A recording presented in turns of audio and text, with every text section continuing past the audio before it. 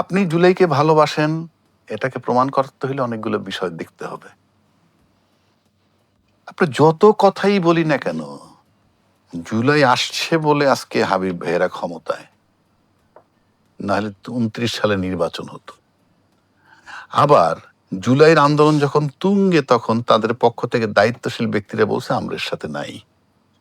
আবার সময়ের ব্যবধানে যখন দেখলো যে আচ্ছা জুলাইয়ের কৃতিত্ব না থাকলে এখনকার রাজনীতিটা চলে না, তখন আবার জুলাইয়ের সময় এক দফা দাবি কে করছে পদত্যাগের, শেখ হাসিনার, সেটা নিয়েও স্বাধীনতার ঘোষকের মতো একটা ক্লেইম আসছে।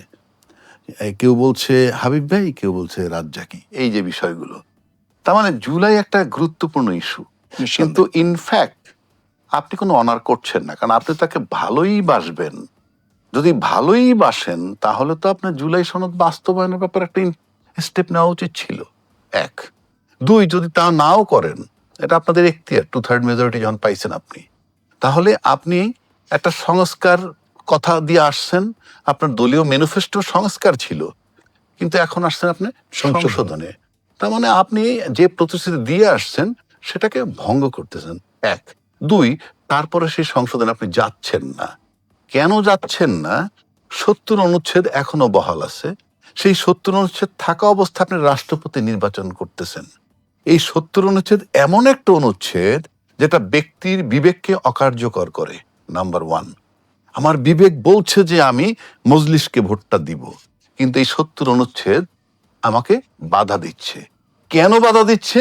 আমিও আবার বিবেককে বিসর্জন দিয়ে আমার সদস্যপদ টিকায় রাখতে চাই, থাকতে হবে। তার মানে এখানে বিবেক টিবেক বলতে, ইনফ্যাক্ট রাজনীতিতে আজকে পর্যন্ত বাংলাদেশের রাজনীতিতে বিবেক বলতে কিছু নাই, এবং সেটা তারা বহাল রাখছেন যে বিবেকহীন হতে হবে। 2 নম্বর আসেন, নির্বাচন হলেই কোন সব সংকটের সমাধান হবে। যিনি 20 তারিখে রাষ্ট্রপতি হতে যাবেন তিনি বলছিলেন যে নির্বাচন হলে, নির্বাচিত সরকার আসলে সমস্ত সংকট চলে যাবে। আপনি বিদ্যুৎ এবং গ্যাসের সংকটটা দেখেন, আপনি ব্লেম দিচ্ছেন অতীত সরকার। কোন সরকার? শেখ হাসিনা সরকার। আমি মানলাম তারটাই, কারণ উনি গ্যাস ভিত্তিক বিদ্যুৎ কেন্দ্র করছেন, উনি অন্যান্য ভিত্তিক করেন নাই। পাশাপাশি গত 15 বছর যাবৎ আমরা গ্যাস ইম্পোর্টের উপর ডিপেন্ড করছি, আমার গ্যাস ফিল্ডে আমি হাত দেই নেই। সুতরাং ইম্পোর্ট করলে যেটা হয় সেটা একটা শ্রেণীর সুবিধা পায়, সেই সুবিধার দিকে আপনি গেছেন, প্লাস স্বনির্ভর আপনি হননি, আপনি ডিপেন্ড করছেন তাদের উপরে। এটা একটা সুদূর প্রসারী পরিকল্পনা। কিন্তু বিদ্যুৎ সংকটটা যে রইল, আপনি জাস্ট যদি অন্তর্বর্তীকালীন সরকারের সাথে কম্পেয়ার করেন, আমি নিশ্চিত করে বলছি এই সংকট ছিল না এত ব্যাপক। তাহলে অন্তর্বর্তীকালীন যে সরকারটা, সেও তো ওই অতীত সরকার যাদের কথা ব্লেম দিচ্ছি তাদের পরই আসছিল। সেখানে মানে যুদ্ধ ছিল না ইরান যুক্তরাষ্ট্রের, সেখানে যুদ্ধ ছিল না, কিছুই ছিল না। আপনি বলতেছেন আচ্ছা যদি তাই হয়, আপনি গ্যাস সংকট, আপনি বিদ্যুৎ সংকট, আপনি তো ওই সংকটে যান, ওই সব বিবেচনায় নিয়ে বাজেটও তো আপনি 1,30,000 কোটি টাকা বেশি করলেন। কি হিসাবে? আপনার নাই তো, আপনি তো কমাইতে পারেন নাই, আরো বাড়াইছেন আপনি। হ্যাঁ, 2 নম্বর আসেন, আপনি বিদ্যুৎ পাচ্ছেন না, আমি বিদ্যুৎ বিল দিব। বিদ্যুৎ দিতে পারতেছেন না, আমি বিদ্যুৎ বিল দিব। শর্ত কি? Capacity charge. বিদ্যুৎ বিল যা কালেকশন করে সরকার, তার 40% ক্যাপাসিটি চার্জ দিতে হয়। তাহলে আপনি আমাকে বলেন, আপনার মন্ত্রী যখন আমাকে বলে যে আপনি 2 বছর আমাদের টাইম লাগবে সবকিছু ঠিক করতে, তা আপনার যদি এত সাহস থাকে, আপনি ক্যাপাসিটি চার্জ যারা নেয় বা যাদেরকে দেন তাদেরকে বলেন না 2 বছর ওয়েট করেন। আপনি জনগণকে চুষবেন আর ওই ক্যাপাসিটি চার্জ দিয়ে সুসম্পর্ক রাখবেন লিমিটেড লোকের সাথে। কারণ যারা ক্যাপাসিটি নেয়, চার্জ নেয়, ব্যক্তি হিসাবে কয়জন? কিন্তু আপনি যদি ক্যাপাসিটি চার্জ না দেন 2 বছরের জন্য, আমি চ্যালেঞ্জ করে বলছি জনগণ আপনার সাথে থাকবে। আর জনগণ যদি আপনার সাথে থাকে, আপনার চেয়ে শক্তিশালী কোনো ব্যক্তি নাই। সুতরাং এইটা যেমন আপনি পারছেন না, আবার আপনি গ্যাস দিবেন না, আমার গ্যাস বিলটা পুরা নিবেন, কেন আমাকে চুষবেন? কারণটা কি? আপনি গ্যাস দিবেন না, বিল নিবেন, হয় না, এক। দুই, আমি ধরে নিলাম তর্কের খাতিরে গ্যাস আমি পাচ্ছি না, না পাইতে পাইতে আমি বিল দিতে পারতেছি না, একসময় আমার লাইনটা কেটে দিলেন, তর্কের খাতিরে বলছি। বিদ্যুৎ পাচ্ছি না, আমি রাগ হয়ে বিল দিচ্ছি না, আপনার লাইনটা কেটে দিলেন। আমার বিদ্যুৎ নাই, আমার গ্যাস নাই, আমি খাইয়ে মরি না খাইয়ে মরি কিচ্ছু আপনি চলবেন কেমনে? আপনি যদি বিদ্যুৎ বিল না পান, আপনি যদি গ্যাস বিল না পান, আপনি চলবেন কেমনে? সেটা আপনি ভাববেন না? আপনার জন্য তো অন্য কোনো সংকট লাগবে না। আপনার এই সংকট যথেষ্ট। এটা আপনি কিভাবে ঠেকাবেন? ২ নম্বর আসেন, নির্বাচন হলে পরে আপনার এই আইন শৃঙ্খলা পরিস্থিতির উন্নয়ন হবে, মব থাকবে না। কোনটা কমছে? উপরন্ত স্বরাষ্ট্রমন্ত্রী বদল করছেন। স্বরাষ্ট্রমন্ত্রী আমি ধরে নিলাম এলজেডিতে গেছেন, মানে তার প্রমোশন হয়েছে, সাধারণত এটা একটা বড় জায়গা। কিন্তু যদি স্বরাষ্ট্রমন্ত্রীর পারফরমেন্স খুব ভালোই হইতো, তাহলে রাষ্ট্রের জনগণের স্বার্থে, আইন শৃঙ্খলার স্বার্থে ওই পদের চেয়েও তো এইটা বড়, এই দায়িত্বটা বড়, সেটা আপনি শিফট করছেন। এরপরে আসেন, আপনি সংসদে গেলেন। এখনো কিন্তু কাগজে কলমে শিফট হয়নি। আচ্ছা, যাই হোক, আজ পর্যন্ত যেটা আমরা জানি, আসলে সরকারি দলের কি অবস্থা, বিরোধী দলের কি অবস্থা পার্লামেন্টে, সেখানে শুরু ফ্রম ডে ওয়ান আপনি একটা গ্যাপ তৈরি করলেন। কারণ 2টা শপথ নেয়ার কথা ছিল, একটা শপথ আপনার নেননি। 2 নম্বর, আপনি সংস্কার প্রতিশ্রুতি রক্ষা করেননি। একটা সংশোধনের কথা বলতেছেন, এখনো তার চেহারা আমরা দেখতেছি না। 3 নম্বর আসেন, আমরা বিচার বিভাগ নিয়ে অনেক আন্দোলন করছি। ইভেন ওনাদের 31 দফার ভিতরে আছে বিচার বিভাগের জন্য পৃথক সচিবালয় থাকবে, আছে 31 দফায়। এবং সেটা অন্তর্বর্তীকালীন সরকার করেছিল, বিল্ডিং উদ্বোধন, স্টাফ বসাইছে। আপনারা বরং সেটাকে বিলুপ্ত করে দিলেন। ভাই, আজকে আপনি চলে যান, নো ম্যাটার, বাট সময়ের ব্যবধানে ইতিহাস বলবে। ইতিহাস কিন্তু যায় না, ইতিহাস আপনাকে ধরে রাখতে হবে। ওনারা আরো মডিফাইড করবে বলছে। মডিফাইড করবে, এটা আপনি যে কোনো সময় করতে পারেন। আপনি মানবাধিকারের যে গুম কমিশন অধ্যাদেশটা বাতিল করেন, নতুন করে আনবেন কেন? আপনি ওইটাই রাখেন, রাইখে আপনি অ্যামেন্ডমেন্ট করেন। আপনি তো সরাই দিলেন। আর সবচেয়ে বড় কথা কি জানেন? সরকারের কথা কি বলবো, ওই গুম কমিশন অধ্যাদেশ যেদিন বাতিল হয়, সেই পার্লামেন্টে কিন্তু কারো স্ত্রী আর কারো স্বামী, হ্যাঁ, কারো সন্তান গুম হওয়া ছিল, প্রতিবাদ করেনি। কারণ আমাদের দেশে ক্ষমতা কেন্দ্রিক রাজনীতি এবং একটা মোহ, ওই মোহর ভিতরে পড়লে আপনি সবকিছু ভুলে যান। আপনি বাংলাদেশে ঠিক করতে হলে প্রথম করতে হবে আপনাকে, আপনি বাংলাদেশি আমরা, ইট ইজ এ ফ্যাক্ট, ঠিক আছে? কিন্তু আপনি বাংলাদেশটাকে, আপনি দেশপ্রেমিক কিনা, দেশটাকে গড়তে চান কিনা, নাকি আপনি শুধু আপনারটাতে? নাইলে আপনি দেখেন সব পুরনো, অ্যাকচুয়াল পরিবর্তন হয় নাই। শেখ হাসিনার সেই সংবিধানটা বহাল। সংবিধানে ঢুকলেন আপনি সংবিধান বহির্ভূত ভাবে, সংবিধানকে না মেনে ঢোকার পর আপনি এখন সংবিধান মানতেছেন, সমানে সমানে মানতেছেন, তারপরে অনেক জায়গায় মানেন না। সংবিধানে লেখা আছে একটা, পড়তেছেন আর একটা, চুপ্পু সাহেব পড়ে গেছেন। সংবিধানে লেখা আছে বঙ্গবন্ধু জাতির ঘোষক, আপনি পড়ে গেছেন জিয়াউর রহমান স্বাধীন। আমার ঘোষক নিয়ে বিতর্ক নাই, বিতর্ক হলো সংবিধান নিয়ে। সংবিধানে যা লেখা আছে, যতক্ষণ ওটা ডিলিট না করবেন অতক্ষণ তো ওইটা পড়তে হবে, ম্যান্ডেটরি, তা না হলে সংবিধান ভায়োলেট। তো আমি এই 6 মাসে কি পেলাম? আমি এই 6 মাসে এমন কিছুই পাই নাই। যে কথাটা উনি বললো, ফ্যামিলি কার্ড, কৃষি কার্ড, ইত্যাদি ইত্যাদি শুনলাম। কয়জন দিছেন? আমি তো কি 50 কোটি গাছ লাগানোর কথাও শুনছি, 20,000 কিলোমিটার খাল খননের কথা শুনছি। কোথায় শুরু হচ্ছে? সেগুলো তো অফ। আমি সেই জন্য বললাম, হয়তো সরকার মনে করবে যে আমি তার সমালোচনা, no, it's a pure discussion, think about the people. কারণ আমি বলি, আপনি একটা পে স্কেল দিতে যাচ্ছেন, পে স্কেলে 100 থেকে 140% বেতন বৃদ্ধি করবেন, কোত্থেকে টাকা দিবেন? ক্যাপাসিটি চার্জ দিতে পারেন না, জনগণের গ্যাস দিতে পারেন না, বিদ্যুৎ, 18 কোটি লোকের কাছ থেকে রাজস্ব চুইসে নিয়ে আপনি 18 লক্ষ লোকের বেতন দিবেন, মানেটা কি? 18 কোটি লোকের চুষবেন, 18 লক্ষ লোকের দিবেন। কোথায় আছে জনগণ? ভোটের বেলায় 18 কোটি লোক লাগবে, আর সুবিধা নেওয়ার বেলায় 18 লক্ষ লোকের দিবেন। এইটা কোনো থিওরি হতে পারে? বৈদেশিক সম্পর্কের ক্ষেত্রে, বিশেষ করে কূটনীতির ক্ষেত্রে যেই অবস্থাটা তৈরি হয়েছে, যেটি বলছেন পার্শ্ববর্তী দেশের কথা, আপনি অবগত আছেন এরই মধ্যে, যে নরেন্দ্র মোদীর যে আমন্ত্রণ জানানো হয়েছিল মাননীয় প্রধানমন্ত্রী তারেক রহমানকে, সেখানে পররাষ্ট্র মন্ত্রণালয় থেকে 2টি কারণ উল্লেখ করা হয়েছে যে এখন অনুকূল পরিবেশ নেই। এই যে বিষয়গুলো, এটি কেউ একটি ভিন্ন মাত্রা বা সংযোজন মনে করছেন কিনা? এটি কি টানাপোড়েন তৈরি হচ্ছে, নাকি একটা সম্ভাবনাও তৈরি হচ্ছে, যেটি দীর্ঘদিন থেকে বলা হচ্ছিল যে ভারসাম্যপূর্ণ, মর্যাদাপূর্ণ, সক্ষমতার সম্পর্ক, সেই ধরনের একটি বিষয় কি তৈরি হচ্ছে কিনা?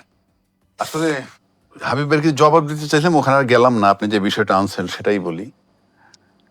আসলে বাংলাদেশে আমরা এই মুহূর্তে যেখানে আছি, যেমন শেখ হাসিনা যে 15টা বছর রাজত্ব করছে, 15টা বছর রাজত্ব করছে, সাথে তার প্রশাসন ছিল। বাংলাদেশে কোনো রাজনৈতিক দল প্রশাসন ছাড়া রংবাজি করতে পারে না, নাম্বার ওয়ান। প্রশাসন যতক্ষণ পর্যন্ত বিট্রে না করছে ততক্ষণ পর্যন্ত পতন হয়নি কোনো সরকারের, গল্প যে যত করুক। 17 বছর ওনারা কিছু করতে পারেনি, আজকে ওনার শক্তি কোত্থেকে হইল? অনলি বিকজ পাওয়ারে প্রশাসন তার সাথে। আওয়ামী লীগ দুর্বল কেন? প্রশাসন তার সাথে নাই। ভেরি সিম্পল, প্রশাসন ছাড়া আপনি কিছু করতে পারবেন না। এবার আসেন ভূ রাজনীতি, যেটা আপনি বললেন। ভূ রাজনীতি বাংলাদেশে দীর্ঘ 15 বছর যাবতই সাংঘাতিকভাবে কাজ করতেছে। করতে করতে করতে করতে এটা যখন একটা চূড়ান্ত ম্যাচিউর পর্যায়ে চলে আসছে, সেই ম্যাচিউর পর্যায়ে গিয়ে শেখ হাসিনা তাল মিলাইতে পারে নাই। এটা আমার ব্যক্তিগত আলোকে বলছি, রিসার্চের আলোকে। কারণ আপনি 3টা শক্তির কাছে আপনি কোনোটা, আপনার কাছে সবগুলোই পরাশক্তি, মানে আমার কাছে। সেই ভারত বলেন, চায়না বলেন, আমেরিকা বলেন। তো সেই ভূ রাজনীতি যখন এখানে ম্যাচিউরড হয়ে গেছে, সেই ম্যাচিউরড অবস্থায় শেখ হাসিনা খেলতে ব্যর্থ হয়েছে, তাই তাকে চলে যেতে হয়েছে। একইভাবে যদি এখন আসেন, আজকে মনে করেন আমাদের মাননীয় প্রধানমন্ত্রী যিনি আছেন, তাকেও একটু ফরেন পলিসি চুজ করতে হবে। এ পর্যন্ত যেটা আমি দেখছি, যেই খলিলুর রহমান সাহেবের বিরোধিতা করতেছিল এই ঢাকার বিএনপি, যখন তারেক সাহেব লন্ডনে যে একে সরাইতে হবে বলছে, তাকে কিন্তু আমাদের প্রধানমন্ত্রী রাখছে, পররাষ্ট্রমন্ত্রী রাখছে। তাকে পররাষ্ট্রমন্ত্রী রাখার মানেই হচ্ছে এই যে তার যে বিশ্বের সম্পর্ক এবং ইউনূস সাহেবের যে কানেকশন, দুয়ে মিলে আপনি যদি দেখেন একটা যে দৃশ্যমান, মনে হয় দূর থেকে ইউনূস সাহেব এখনো কোঅপারেট করতেছে এই সরকারকে। এবং আপনি একটা জিনিস দেখবেন, এই জাতিসংঘের যে ভোটাভুটি হইল, সেখানে কিন্তু চায়না খলিলুর রহমান সাহেবকে ভোট দিচ্ছে, যেই চায়না কিন্তু আমেরিকা বলয়ের বলে ধরা হয়। কিন্তু চায়না তাকে কেন ভোট দিছে? চায়না ভোট দিছে এই জন্য যে এখানে ভূরাজনীতির নামে যদি আমেরিকা চায়নার সাথে কোনো দ্বন্দ্ব হয়, সেটা মিট করার জন্য ক্যাপাবল লোক একটাই আছে, Khalil. There is no second man in Bangladesh. কারণ খলিল সাহেবের অ্যাকসেপ্টেন্স আছে আমেরিকার কাছে, খলিল সাহেবের মেধা আছে দুই দেশের সাথে কথা বলার। সুতরাং খলিল সাহেবরে এই কারণে আমি মনে করি দিস ইজ খুব ভালো চয়েস। এটা আমি আরো টকশোতে বলছি যে তারেক রহমান সাহেবের এই চয়েসটা খুবই ভালো চয়েস হয়েছে আজকে পর্যন্ত। এবং এই খলিলুর রহমান সাহেব, তার সাথে ইউনূস সাহেব কানেক্টেড থেকে থাকে, এই সরকারকে এখন পর্যন্ত স্টেবল রাখার ক্ষেত্রে তারা সাংঘাতিক সহায়ক। এখন আসেন প্রতিবেশী দেশের রাজনীতি। প্রতিবেশী দেশের রাজনীতি যদি আপনি ধরেন, তাহলে আমি যদি ভারতের লোক হইতাম, তাহলে আমি ধরে নিতাম ভারত যা করতেছে তাই ঠিক করতেছে। আবার যদি আমি বাংলাদেশে থাকি, আমি মনে করি বাংলাদেশ যেটা করতেছে সঠিক করতেছে। কারণ আপনি শেখ হাসিনাকে ওখানে আশ্রয় দিচ্ছেন। এখন ন্যাচারাল ব্যাপার যে যিনি একটা এত গণহত্যা করে চলে গেছে এবং সে যাওয়ার পরে আসামি প্রমাণিত হয়েছে, মৃত্যুদণ্ড হয়েছে, এদিকে হাদি হত্যাকারী সে ওখানে আশ্রয় নিছে। আপনার ট্রায়াল বেসিস, আপনি তো ওই প্রত্যাবর্তন চুক্তির নামে অন্তত হাদি যারা হত্যা করছে তাদেরকে তো ট্রায়াল বেসিস আমরা পাঠাই দিতে পারতেন, আপনারা পাঠাই দিতে পারতেন, তাহলে আমরা বুঝতাম যে কিছু একটা হচ্ছে। এখন আপনি ফাইনালি চলে গেলেন আদালতের মাধ্যমে। আমি ঠিক বুঝলাম না আপনি আদালত কেন সিদ্ধান্ত নিবে? আদালত যদি সিদ্ধান্ত নেয়, সেখানে ওই যে দালাই লামার একটা কথা আছে, সেখানে আদালত তাদেরকে সিদ্ধান্ত দিছে। তা আদালত সিদ্ধান্ত দেওয়ার যে গ্রাউন্ড তারা বলে, সেটা যদি কেউ পালাইয়া যায়, ওখানে পালাইয়া গেলে আদালত সিদ্ধান্ত নেবে সে পালাই আসছে কিনা। পালাইয়া থাকলে সে শাস্তি হবে, শাস্তির নামে থাকুক আর যেভাবে থাকুক। শেখ হাসিনা তো রাজনৈতিক শেল্টারে আছে। আবার যদি তার বিরুদ্ধে আদালতে যেতে হয়, আদালতে নিবে কে? আদালতে কেউ তো একটা পিটিশন দিতে হবে, সেই পিটিশনটা দিবে কে? সেটা ভারত সরকারই তো তাকে আশ্রয় দিছে, তাহলে তার বিরুদ্ধে দরখাস্তটা কে করবে ওই আদালতে? সুতরাং এগুলা কিরকম একটা জটিল পরিস্থিতি ইন্টেনশনে তৈরি করে। এখানে মূল প্রবলেমটা কি? ইগো প্রবলেম না অন্য কিছু? কিন্তু আমি যদি ভারতের দিক যাই, ভারত তো অনেক বড় আমাদের চেয়ে, যত কথাই বলি। ভারতের একটা থিওরি ছিল, তারা বলছিল প্রতিবেশী প্রথম। তো প্রতিবেশী যদি প্রথম হয়, সেক্ষেত্রে আমরা তাদের কাছ থেকে তো একটা সফট কর্নার আশা করতে পারি। আর নতুন সরকার আসছে, তুমি যদি বড় ভাইও হও, তো বড় ভাই হিসাবেও তো আমাকে কোলে নিতে পারো। তো এখানে আমার বৈরী সম্পর্কটা হবে কেন? এক। দুই, একটা লোক গণহত্যা করে সে এই গোটা দেশ যার বিরুদ্ধে, তাকে যদি সে যদি ওখানে শেল্টার পায়, এটা যত কথাই বলি না কেন আলটিমেটলি এটা একটু নেগেটিভ দেখবেই। এক, দুই হচ্ছে তখন কিভাবে মনে হয় যে আমার দেশের লোক হত্যা করে যদি এমনি একটা নর্মাল খুনি যদি আমার ভাইয়ের খুনি যদি আপনার বাসায় আশ্রয় নেয়, তাইলে তো আপনার সম্পর্কে আমার ভালো ধারণা হবে না, আপনি আমার বাসায় আসবেন না। আসবো না, কিংবা আমি কিভাবে ভালো ধারণা নিব? সুতরাং আমার কাছে মনে হয় এটা ডিপ্লোম্যাটিক ব্যর্থতা বলতে পারি, প্লাস মানে ভারতের। দূরদর্শিতার অভাব। এবং আমি এটাকে যে খুব আমার কাছে মনে হয় এটা এখনো সম্ভব দুই দেশের, কারণ এত বেশি মারাত্মক সম্পর্ক। আমার দেশের চারিদিকে যে 4200 কিলোমিটার আমার আউটার বাউন্ডারি, আর এটা কিন্তু ভারতের ইনার বাউন্ডারি। তা আপনি জিনিসটা চিন্তা করে দেখেন, এই আমার যেটা আউটার তাদের সেটাই না। তার সেটা ইনার। এখন ইনার যদি ধরেন তাহলে আপনি একটা হিউম্যান বডি ধরলে এটা একটা স্টোমাক।